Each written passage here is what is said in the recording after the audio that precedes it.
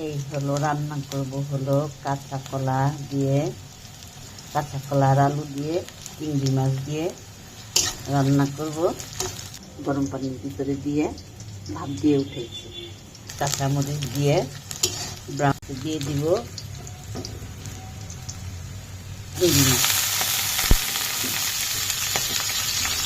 চিংড়ি মাছটা একটু ভাজা ভাজা হোক, তারপরে দিব মশলা।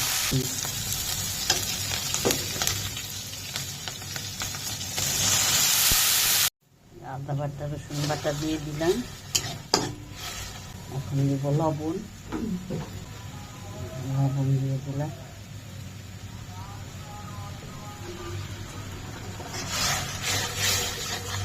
দেবে হলুদের গুঁড়া সামান্য একটু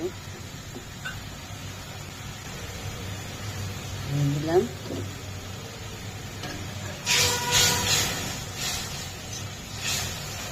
কলা দিয়ে দিচ্ছি, এখন দিয়ে দিলাম তেজপাতা। কলা দিয়ে ধুবো, সেজন্য তেজপাতা দিলাম। তো হলো এই যে কলা আর আলু, এই হলো কলা দিয়ে চিংড়ি মাছ দিয়ে রান্নতেছি। রান্না প্রায় শেষ। এটা আবার সামনে যেটা রান্না করি দেখাবো। ভালো থাকবেন, সুস্থ থাকবেন। খোদা হাফেজ। পেটের জন্য খুবই ভালো কলা তরকারি, কলা পেঁপে এগুলো পেটের।